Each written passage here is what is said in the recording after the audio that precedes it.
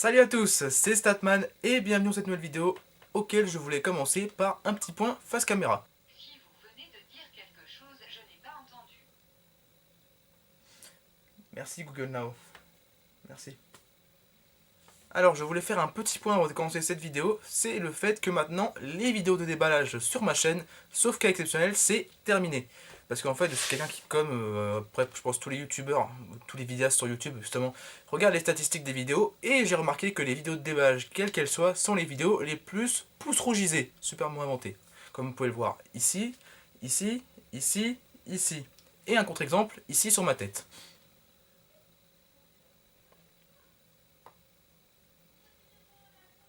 Bref, tous ces pouces rouges sur ces vidéos m'ont fait réfléchir au fait que les vidéos de déballage, ce n'est pas forcément quelque chose qui plaît, on va dire, peut-être de manière optimale sur ma chaîne, et que justement je voulais un peu améliorer. Alors, pour éviter justement de faire à chaque fois des déballages, que je peux comprendre moi aussi qu'à force de faire que des déballages, c'est un petit peu embêtant, je vais transformer ces vidéos de déballage en vidéos de présentation. Alors, qu'est-ce qui va, on va dire, changer par rapport aux vidéos de déballage habituelles? C'est qu'une vidéo de présentation d'un téléphone, d'une tablette, d'un produit, de quelque chose, ça va contenir un déballage rapide, puis un tour du design du téléphone ou du produit en entier, un tour des spécifications et même peut-être des benchmarks si j'ai déjà fait les benchmarks sur l'appareil. Et ensuite, la conclusion de la vidéo, ce sera en fait une partie où j'exposerai mes attentes envers le produit, c'est-à-dire par rapport à l'écran, aux performances, à l'autonomie, au système, tout ça. Donc je donnerai une sorte de liste d'attentes personnelles envers le produit qui devront être respectées chaque fois que je veux pouvoir recommander le produit. Si par contre ça voit toutes les attentes que j'avais posées lors de la vidéo présentation ne sont pas respectées, et ben il sera facile pour moi, enfin en tout cas plus facile si vous avez vu cette vidéo là, de pouvoir ne pas recommander un produit. Donc voilà, c'était le petit point que je voulais faire avant cette vidéo. Et maintenant, passons tout de suite à la vidéo de présentation du Oppo F1 que vous pouvez voir ici dans sa boîte magnifique. Et donc pour commencer cette vidéo de présentation du Oppo F1, je vais commencer par vous présenter la boîte de transport. Alors ce qu'il faut savoir quand vous achetez un smartphone Oppo, et notamment quand vous l'achetez de manière officielle sur la boutique européenne d'Oppo qui se trouve au Royaume-Uni, eh bien déjà vous êtes obligatoirement livré par DHL. Et comme d'habitude, DHL m'a fait de bonnes blagues parce que d'habitude ils me livrent toujours vers 18, 19, 20 heures, et cette fois-ci, 2 fois de suite, ils m'ont livré à 10 heures. Merci les gars, et en plus, il y a des gens chez moi, et vous ne me laissez même pas le paquet, et vous mettez un avis de passage comme s'il n'y avait personne, c'est super sympa, mais enfin bon, on n'en parle pas de ça ici. Ce qu'il faut savoir, c'est que Oppo est officiellement au courant que DHL fait de la merde, parce que leur boîte de transport, elle est tout à fait... Enfin, la boîte de transport, elle est très très jolie. Très jolie la boîte, j'aime bien cette boîte en carton. Et dans la boîte de transport, vous pouvez voir que la boîte du téléphone est très bien calée. Il y a une sorte de tour en carton ici qui bloque le téléphone même quand il se prend des coups.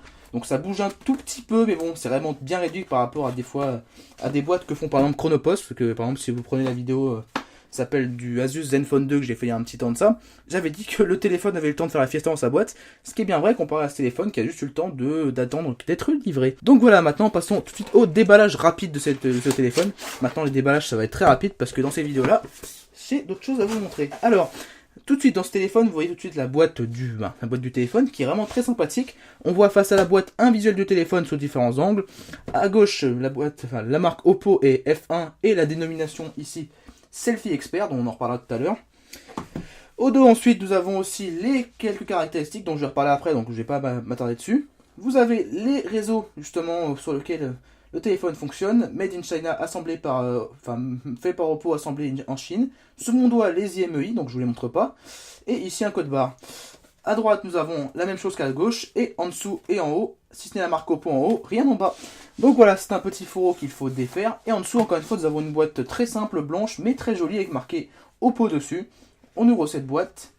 Et en premier lieu, nous avons le téléphone. Alors, ce qui est à savoir pour vous, c'est que le téléphone, je l'ai reçu il y a 2 jours, et j'ai déjà commencé à l'utiliser un petit peu, non pas comme téléphone personnel, mais pour faire les benchmarks, pour tester un petit peu les performances, tout ça. Donc voilà, j'ai déjà un premier petit avis dessus que je n'ai pas vous donner. Très bon point pour Oppo, c'est que déjà le téléphone est protégé dans un petit sachet plastique. Sur l'écran, nous avons un protège-écran, et dans le petit berceau du téléphone qui se trouve ici, nous avons un petit carré découpé, justement parce que l'appareil photo dépasse un tout petit peu, et pour éviter que l'appareil photo touche la carte mère qui est en dessous, enfin dans le téléphone, qui est d'ailleurs très fin, et ben ils ont prévu ce petit effet de style, ce qui est vraiment excellent. Dans la suite de la boîte, nous avons ensuite un petit fourreau en fait, hop là boum, il y a tout qui est tombé. Un petit fourreau par la suite, je range tout, où dedans cela contient, ça vous montre un petit accessoire pour pouvoir ouvrir le slot de la carte SIM, un petit accessoire assez sympathique, enfin, en tout cas au niveau du design. Ensuite, nous avons de la documentation en masse pour savoir comment utiliser le téléphone et connaître les informations de garantie, et une petite coque en plastique molle, offerte par Oppo, ce qui est vraiment un très bon point.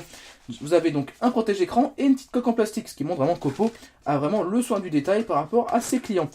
Vous ne verrez jamais un appareil Samsung avec un protège-écran, ou encore moins avec une coque. Ça coûte trop cher les gars, hein. Rajouter 2 € sur un téléphone, c'est vraiment trop cher. Bon, ensuite, dans la boîte, qu'est-ce que nous avons? Nous avons à gauche un chargeur secteur. Alors, ce chargeur secteur, il est tout à fait classique.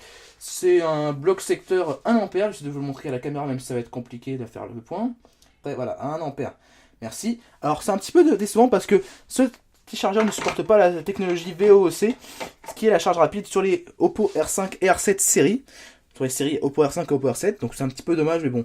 Le téléphone n'a pas non plus une énorme batterie, quoique sur le Oppo R5 il a une batterie de 2000 mAh. Bref. Ensuite nous avons des écouteurs tout à fait basiques et qui feront penser, voilà, des écouteurs que vous avez vu à peu près partout dans le monde. Hein. Très classique que je testerai pendant la phase de test, qui n'arrive pas tout de suite encore. Et enfin un câble USB micro USB au diamètre plutôt classique. Oh, le focus a du mal à se faire. Au diamètre plutôt classique et donc voilà, pas grand chose à lui dire. Pareil, je le testerai pendant le test et je vous en donnerai un mot pendant la vidéo. Donc voilà pour ce qui est du déballage, et maintenant passons à la partie numéro 2 de cette vidéo de présentation. C'est le design du téléphone, donc on le sort de sa petite pochette. Donc le téléphone je l'ai déjà un petit peu utilisé, donc vous verrez que il y a déjà des petites traces de doigts dessus. Alors pour ce qui est du design, pour les bateaux utilisés, alors comme le Oppo le revendique sur son site, c'est du métal et du métal. Sauf il y a 2 barres en plastique ici et ici qui ont permis de pouvoir laisser passer les différentes antennes pour éviter l'antenna gate type iPhone 4. Et aussi le contour du téléphone fait un peu plastique en main, donc là-dessus je sais pas du tout si c'est vraiment du métal. Je vais essayer de me renseigner un peu et pendant la vidéo de test je vous confirmerai ou non si le tour du téléphone est en métal ou en plastique. Pour ce qui est des boutons physiques, à droite nous avons un bouton d'alimentation power, avec au-dessus justement le petit slot pour les cartes SIM et la carte micro SD. À gauche nous avons le bouton de volume plus moins, et rien d'autre. En bas nous avons le port micro USB et le micro. En dessous 3 touches sensitives Android qui ne sont pas rétroéclairées mais qui ont un petit effet miroir. Nous avons l'écran ici, écouteurs, appareil photo frontal, capteur de proximité et de luminosité, port jack 3.5, à l'arrière appareil photo 13 mégapixels, flash LED simple, marquage Oppo dans la masse, qui n'est pas par exemple comme le Honor 7 juste en relief. Ici nous avons une petite étiquette avec les IMEI que je vais tout de suite flouter. Et vous pouvez voir ici justement comment installer les cartes dans le petit chariot. Soit une carte SIM micro et une carte micro SD, soit une carte SIM en format micro et une carte SIM en format nano. Donc voilà, en dessous, on vous dit attention, la batterie ne peut pas être remplacée sur ce téléphone, blablabla. Ensuite, nous avons en bas le haut-parleur et le petit morceau de plastique pour laisser passer les antennes. Pour ce qui est de la forme, là, on est vraiment sur un téléphone 5 pouces plutôt allongé. Donc c'est un petit format qui tient bien dans les poches parce que nous sommes sur un téléphone qui est relativement long et qui en plus est fin. Donc dans les poches, le téléphone tiendra parfaitement normalement. Pour ce qui est des spécifications du téléphone, nous sommes sur un téléphone qui fait 143 cm de long, 143 mm de long, 71 mm de large et qui fait 7,25 mm d'épaisseur. Donc c'est un téléphone qui est vraiment avec de bonnes dimensions pour un 5 pouces, ce qui est très satisfaisant. La taille de l'écran, donc 5 pouces, écran 1280 par 720 pixels, donc c'est un écran HD ready. Là, les pixels par pouce, nous sommes sur un écran qui fait 291 pixels par pouce. L'écran est protégé par une protection Gorilla Glass 4 selon le constructeur, donc ça, on va essayer de le croire sur parole. Et bien sûr, nous avons un protège-écran comme bon nombre de constructeurs qui conçoivent et construisent leurs téléphones en Chine, donc comme Oppo, Xiaomi. Quoique le Xiaomi Redmi Note 2 n'avait pas de protège-écran, ça c'était un petit mauvais point, mais bon voilà. Pour ce qui est du SoC, nous sommes sur un Snapdragon 616, donc une légère évolution du Snapdragon 615 sorti l'année dernière. Le CPU c'est un 8 cœurs, alors nous avons 4 cœurs 1,5 GHz Cortex A53 et 4 cœurs 1,2 GHz Cortex A53 eux aussi. Donc il y a une légère augmentation de la fréquence sur les 4 cœurs les plus faibles par rapport au Snapdragon 615. Le GPU c'est le même, c'est un Adreno 405, 3 Go de RAM, 16 Go de mémoire interne. Ce téléphone accepte les cartes micro SD selon le constructeur jusqu'à 128 Go. Les touches système, comme je vous ai montré avant, ce sont des touches qui sont typiques d'Android et qui feraient même penser un peu plus à Android 4.4 et inférieur qu'à Android 5.0 et 5.1. Mais bon, ça, comme sur tous les téléphones Oppo, ce sont toujours les mêmes touches. Et je vois que le caméra fait le focus sur son reflet, super. Bref. Ensuite, pour ce qui est de la batterie, nous sommes sur une batterie 2400 mAh annoncée par le constructeur. On verra les autonomies pendant le test.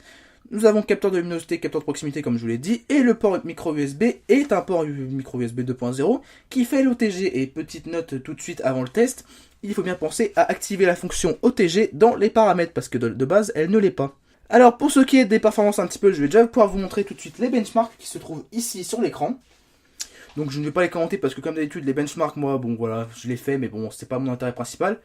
Tout ce que je peux dire c'est qu'on est sur des résultats de téléphone entrée de gamme et qu'on est quand même pas, moi qui n'avais jamais eu avant de SoC de processeur de la série Snapdragon 600X, donc 610, 615, vraiment on est vraiment bien en dessous d'un Snapdragon 801, donc c'est un petit peu étonnant de la part de Qualcomm, en fait, enfin c'est pas si étonnant que ça en fait, c'est pour ça je pense que certains constructeurs, notamment comme OnePlus, ont choisi un Snapdragon 801 plutôt qu'un Snapdragon 615 dans leur OnePlus X, c'est parce que même si le SoC est plus vieux, il reste quand même toujours plus performant. Et même au niveau du GPU, c'est encore très satisfaisant et ça fonctionne très bien sur des jeux en 1080p. Bon, en tout cas, pour l'instant, pour le peu que j'ai pu faire tourner sur ce téléphone, les résultats sont satisfaisants et par rapport au prix, on est loin d'être arnaqué. Mais ça, ce n'est vraiment qu'un premier aperçu. On se rendra rendez-vous dans quelques semaines pour la vidéo de test. Alors, conclusion de cette vidéo, mes attentes personnelles envers ce téléphone. Pour ce qui est de l'écran, même si j'ai déjà pu utiliser un petit peu le téléphone, je m'attends à un bel écran. Et je pense que c'est un 720p qui est de très bonne qualité, qui devrait me plaire bien pendant toute la durée du test. Pour ce qui est de l'audio, j'attends une prise jack, un écouteur en appel et de la musique en casque Bluetooth parfait. Et j'attends le haut-parleur arrière un petit peu en retrait, mais correct. Pour l'appareil photo arrière, je m'attends à ce qu'il soit bon. Pour l'appareil photo avant, je m'attends à ce qu'il soit meilleur qu'à l'accoutumée, parce que je rappelle que ce téléphone se réclame comme un selfie expert. Et d'ailleurs, pour les gens comme moi qui avaient précommandé ce téléphone, nous avons le droit gratuitement à la perche à selfie faite par Oppo. Donc soit je ferai une vidéo à part dessus très courte, ou je l'inclurai dans la vidéo de test du Oppo F1. Ça, on verra à l'usage quand je l'aurai un petit peu, enfin déjà utilisé, même si j'ai déjà un petit peu testé, et comment je me débrouille à monter ma vidéo de test. Pour ce qui est des autonomies, je m'attends à des bonnes autonomies, parce que on va dire que je suis sur un SoC milieu de gamme que je n'ai encore jamais testé, donc je m'attends à de bonnes autonomies dans tous les domaines. Enfin, je m'attends pas à des très bonnes autonomies, mais à des bonnes autonomies. Pour ce qui est de la connectivité, je m'attends à une connectivité excellente pour cette gamme de prix. Donc, par contre, pas de NFC, pas d'infrarouge, des trucs comme ça qui servent à rien, mais tout le reste devrait être parfait.